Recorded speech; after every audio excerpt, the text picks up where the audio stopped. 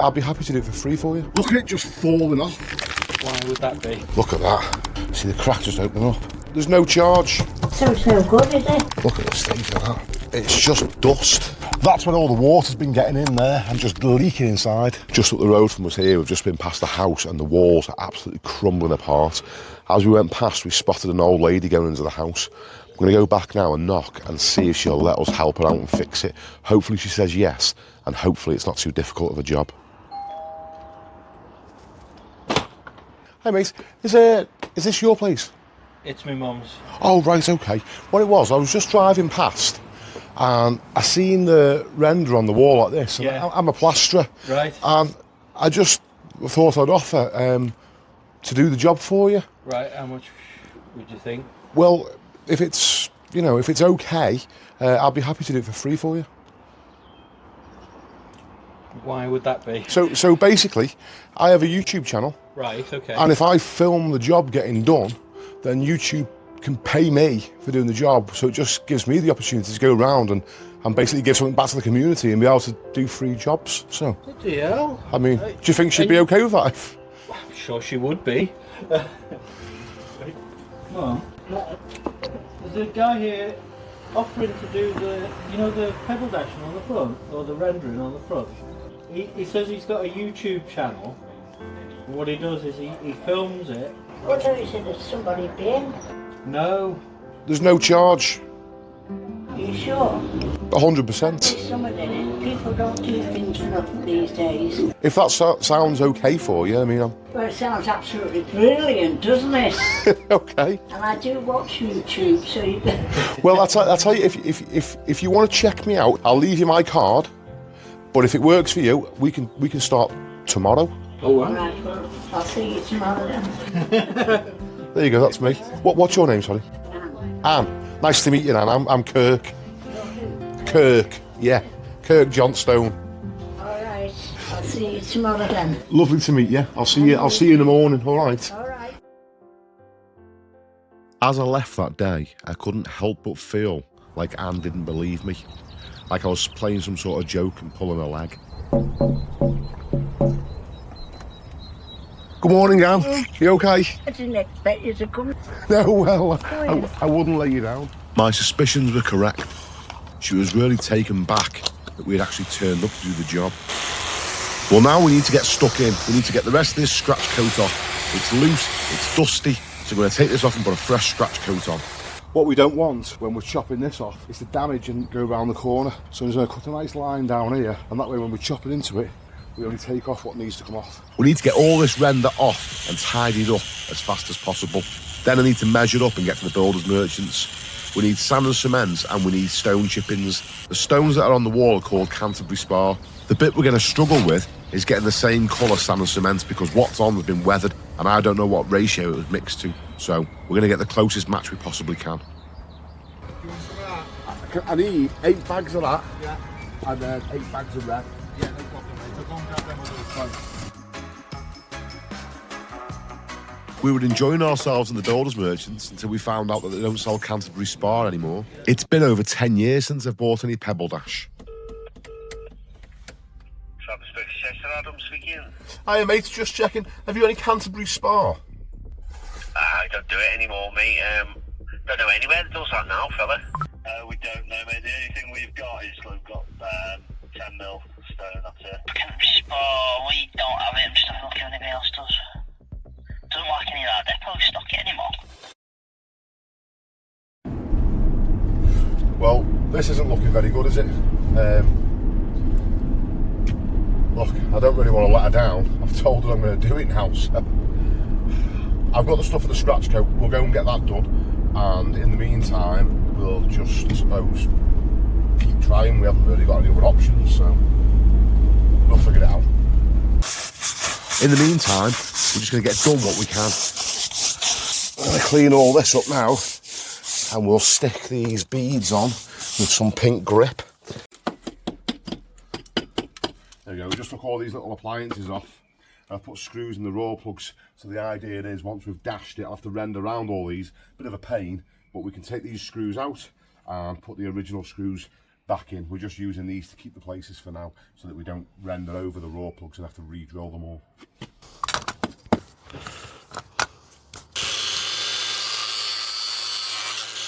When you're beading up, you'll find that plastic beads aren't as forgiving as metal beads. So, it's easy to stick them on with grip.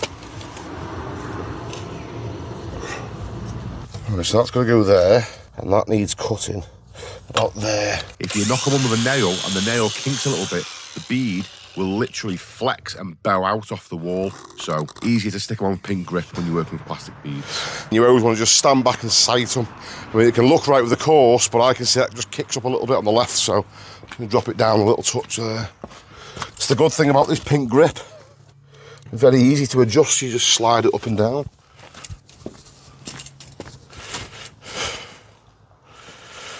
Perfect.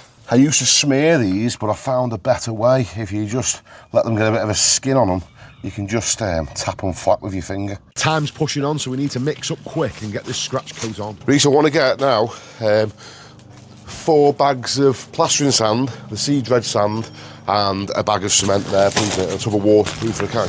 Yep. We need to straighten this all out, okay? This is how Reece wraps my hose pipe up for me. He ties it in a knot. Now, the purpose of this scratch coat is to give us a nice flat background, so we'll get rid of all that up there, give ourselves a nice even background, but also we're going to put waterproofer in it. Now, the idea of this is to control the suction. When we put the top coat on, the butter coat, and we flick the little stone chippings at it, we want the butter coat to stay wet, so we don't want the background sucking the moisture out of it. And that's a similar reason why I'm damping the background down now. The bare bricks are getting soaked with the hose pipe before the scratch coat goes on.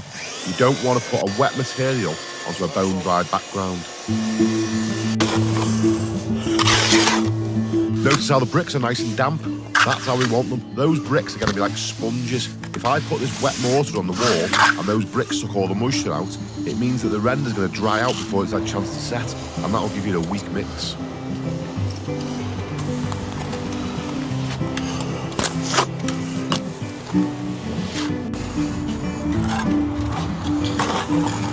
The ratio I've used is a 4-to-1 mix. So that's basically 4 bags of sand to 1 bag of cement. The 25-kilogram bag, so it's an easy way of measuring them out. I mix it all in a big tub. Years ago, I used to carry a cement mix around, but that was a nightmare. Mixing it with a whisk is much faster and easier.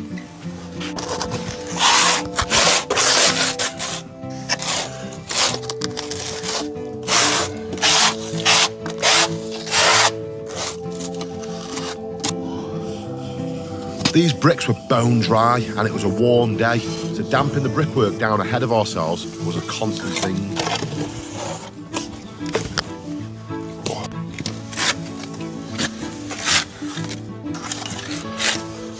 The idea is when you're scratching, we've put the maximum amount of waterproofing in this to stop these bricks sucking the moisture out of the butter coat. So the last thing I want to do when I'm scratching is push too hard and be touching them bricks, because I'll open up little channels where the suction can come through. Time's tight, and if we're going to have any chance of finishing this, we need to go and get them stone chippings today.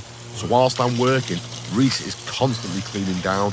I want it so as soon as I've got the scratch coat on, we can get in the van and go straight away. I've made a load of phone calls. We've managed to find some Canterbury Spar. It's at suppliers, and they supply builders merchants. They're out in Wales at about 1 hour and 10 from here. So we're just going to finish cleaning up now and then make the trip and yeah, try and get there before 5 o'clock. That's it now. We'll clean this down quickly and we'll go and get this Canterbury Spar.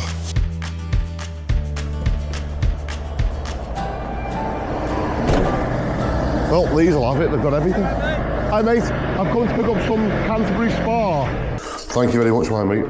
Take care, bye-bye. That's it, mission complete. That's a big weight off my mind seeing that going in the back of the van.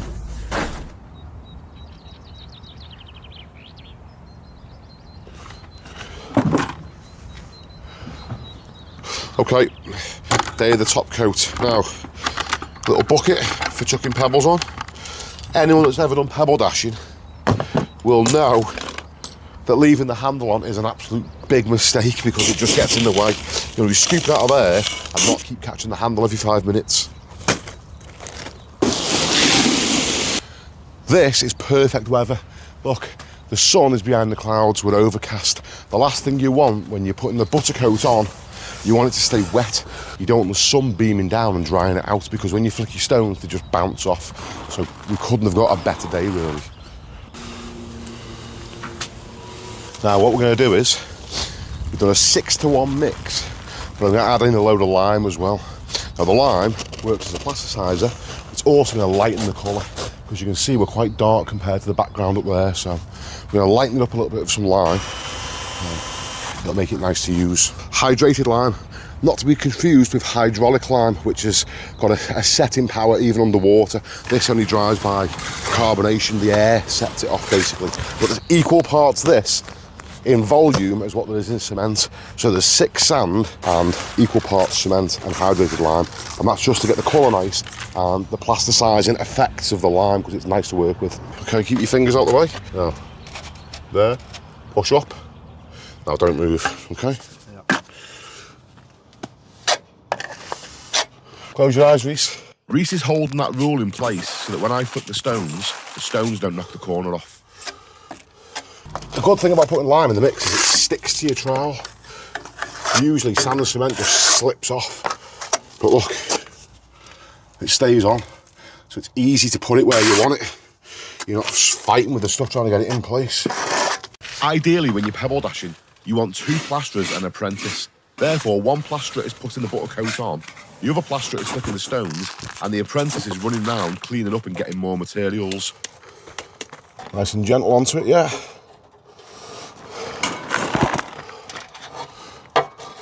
There. Okay.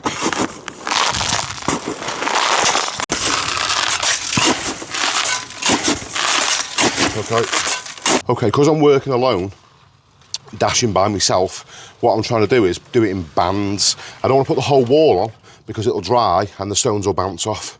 Now, I'm not going to go a long ways because that's the longest distance. The shortest distance in this section is up and down. So it's easier for me to put a band in like this, like I've done, dash it, leave a little bit overlapping, put another band in, dash it, leave a bit overlapping, and just work my way down the wall. And that way, I'm not chasing my tail with this stuff drying out too quick and the stones bouncing out.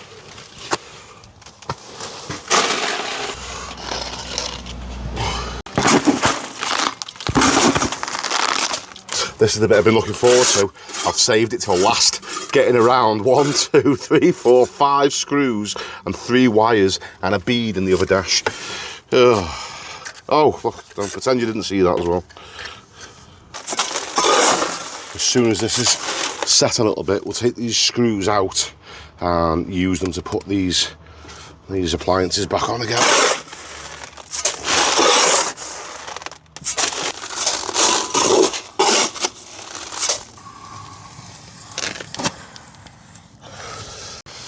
Yeah, not bad at the old dashing, am I? Yeah. We're about to reveal the job to Anne, but before we do that, I want to tell you something quickly.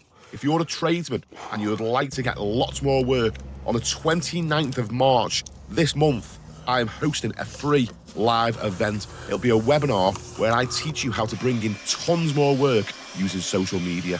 The link for this free live training is in the description of this video. We're done, Steve. Okay. Oh, you're right. Yeah. Excellent. Thank you very much. I'll get me moment. I'm sure you'll like it, Anne. Hey, listen, You could say, hey, I don't like it, take it off. I liked how it was. not the wrong colour. When I had it done first, it was 2 fellas that I knew from school. Oh, yeah. Just starting up. And every time they put it on, you could see the lines where the starters again, like. Oh, yeah. And your Ben will say, Andy, because yours might be the same. Mine might be worse. And they had to take it off about 4 times. Oh, no. And then it fell off itself. Oh, hey, it looks bloody good. Like it. Hey, you know what? Another few months, you'll be as good as me. I'm getting there, aren't I? You'll get there, won't it? Yeah, I'll put that there for you. There you go. You should be able to see from there. I don't want you coming all the way out. Yeah, I don't know, good either, as well as my legs. Oh, there it is, love, anyway. Oh, yeah, brilliant. We cleaned all the window down. Oh, yeah. We put all the... Any lines? No, there's no lines. No. We put all the sockets back on, and you're charging things back on as well. Thanks very much for You've that. done a good job there. Well, You're not bad at it, you Dad. No. thanks very much for that. No, it's a pleasure, mate. It's a pleasure. Thank you. Are you happy, love? Lovely. Good Lovely, stuff. I That's it. am. This video was only possible because of you, the viewer.